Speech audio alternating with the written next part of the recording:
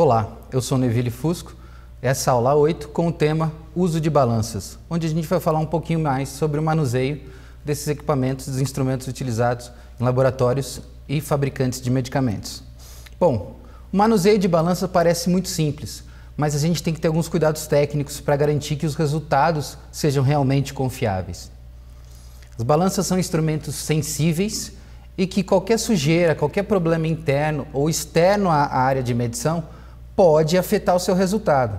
Então, o primeiro ponto é cuidar da limpeza da balança e do entorno da balança, embaixo da balança, as áreas próximas à balança, e ela estar também num ambiente limpo, né? Então, um ponto importante, esse local também tem que ser escolhido uma única vez. Uma vez instalada uma balança e calibrada no local, uma balança nunca mais deve ser realocada. Qualquer alteração de local, eu invalido um resultado de calibração, porque a balança funciona pelo efeito da gravidade. Então, a mudança de local pode interferir em efeitos eletromagnéticos, na gravidade e outras condições que podem afetar o resultado. Então, trocamos de local, invalidamos o certificado de calibração. Uma nova calibração é necessária. A limpeza local da balança também podem afetar a medição. Então, uma balança ela é construída para funcionar sob certas condições de temperatura e umidade. Se a temperatura é muito agressiva, está próxima a um forno, uma máquina, algo que possa afetar o calor desse instrumento, pode gerar problemas nessa medição. Então, é bom sempre trabalhar em ambientes isolados. A gente costuma dizer que o ideal é sempre ter uma sala para pesagem, uma sala para medição de balança, em especial no laboratório. Então, eu não posso colocar uma balança, por exemplo, do lado de uma mufla que vai trabalhar 600, 700, 800, 900 graus. Esse calor trocado com o instrumento também pode afetar seu resultado. Um ponto muito importante da gente entender é que uma balança funciona pela relação força, peso e reação normal. Então, ao aplicar uma força conhecida como peso, a balança reflete uma reação normal. E essa reação normal que é a indicação da balança. E aí, se a gente lembrar de física, quando temos um plano inclinado, a reação normal ela é sempre paralela ao plano. Então, uma balança inclinada, erro de medição. Por isso que as balanças têm um nível nela. Então, primeira coisa a utilizar uma balança. Cheguei de manhã, vou ver se ela está no nível. Alguém usou antes de mim, vou verificar se ela está no nível. Foi realizada a limpeza na bancada, a balança foi levantada e colocada no lugar de novo. Vou verificar se ela está no nível, né? Então, esse ponto é muito importante. Outra questão é que a maioria das balanças hoje são eletrônicas e digitais. E instrumento eletrônico, para ele funcionar na sua melhor qualidade, ele tem que ter um mínimo tempo de aquecimento. Então, ao ligar uma balança, eu não vou utilizar ela de imediato.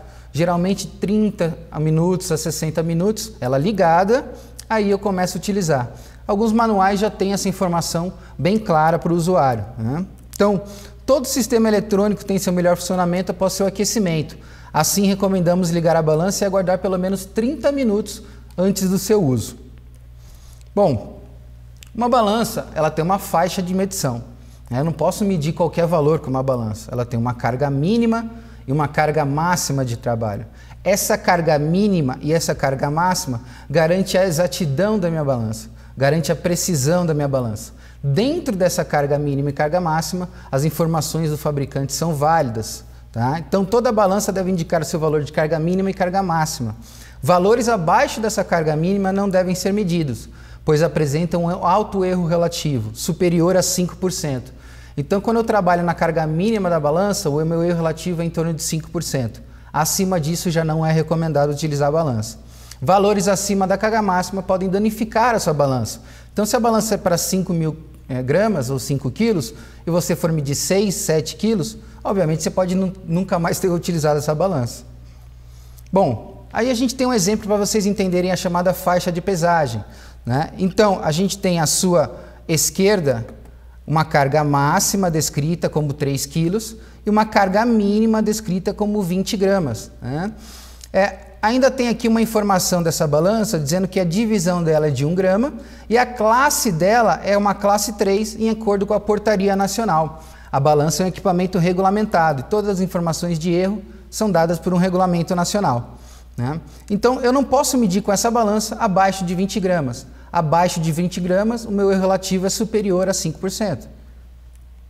Bom, Então, um ponto importante é verificar também de vez em quando essa balança, né? Calibrei ela, lógico, tem que calibrar minha balança, mas como a gente já viu em vídeos anteriores, a verificação também é importante. Uma forma de você verificar a sua balança é pegar uma massa conhecida e fazer essa medição 5, 10 vezes, conhecido como a repetitividade da balança, né? E observar se ela volta ao zero, se a medição dela está estável, se ela repete esse valor. Se essas condições técnicas acontecem, você sabe que sua balança está boa ainda. Se você começa a medir 1, 2, 3 vezes, cada hora dá um valor muito diferente do outro, você já pode ter um problema na sua balança. Então, a balança deve atender sempre às recomendações informadas pelo fabricante. Então, a balança deve ser verificada de forma frequente, dependendo das condições de uso e do local. Existem algumas recomendações dadas em resoluções da Anvisa que recomendam uma verificação diária de balanças, né? Mas depende do uso. Se você não usa todo dia a sua balança, seus ensaios não são diários, você pode fazer uma verificação semanal, mensal. Se você garante que a sua condição de uso, o seu laboratório é muito bem climatizado, as balanças estão numa bancada antivibratória, sempre limpas, muito bem cuidadas, utilizado por uma única, no máximo 2 pessoas, pode verificar a cada 6 meses, não tem problema. Mas as condições têm que estar adequadas. Essa foi a aula 8. Obrigado a todos.